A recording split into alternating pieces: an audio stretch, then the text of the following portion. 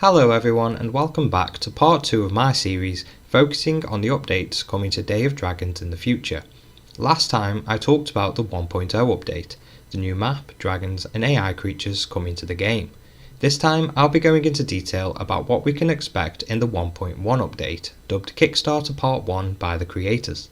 Before we get into it, it would be a great help if you could hit that subscribe button and drop a like on the video. Both help out the channel a lot.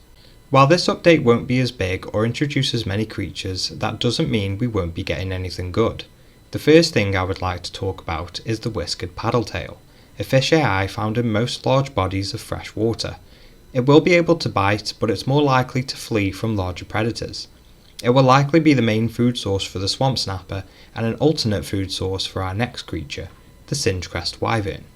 This is a creature of beauty. Rumoured to wield the plasma element, this will also be the second fastest dragon in the game, behind the bio dragon, allowing this dragon to cover large distances in a much shorter time than other dragons, and giving it a quick means of escape when threatened or attacked. Its damage output will likely be very low, as this is a support dragon with no ranged attack. Its primary form of combat will be slashing at enemies with its sharp claws. These, coupled with its incredible speed, will make it a dangerous hit and run tactician, but it would be wise not to prolong a fight if it can't take many hits. Its bile attack doesn't hurt opponents, but instead is used to cauterize allies' wounds and stop bleeding. In addition to this, it has a healing aura that helps to speed up the healing of dragons in its vicinity, and this ability can be strengthened by sitting or resting near injured allies. There is also an oceanic fish AI being introduced as the main food source for the singe-crest. It's clear that those wishing to play as this wyvern will benefit from staying near the coast, but will have options when it comes to travelling inland. Onto the nurse dragon. This dragon is incredibly unique. It doesn't currently possess an element, but instead has the ability to mimic other dragons' elements for the purpose of incubating their eggs. It will also be able to alter the eggs of the dragons it is nesting, allowing it to not only choose which gender the baby will be, but also which skin it will inherit from its parents. A lack of its own element may mean this dragon won't possess its own bile attacks, and therefore rely on biting opponents, but as this dragon specialises in nesting, it's unlikely it will be used for combat purposes unless someone trespasses on its territory.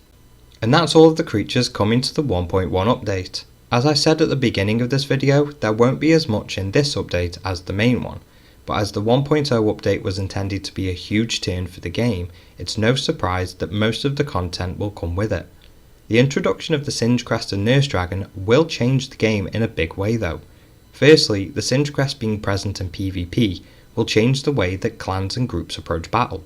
Having one of these wyverns on the team could be the difference between winning and losing a battle, and if a prime nesting location is on the line, it could also be the difference between getting those rare spots perfect for raising young.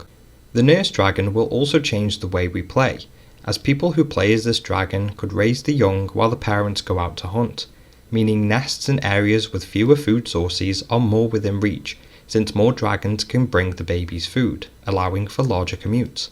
The only downside to both of these dragons is that neither one will be particularly useful for solo players.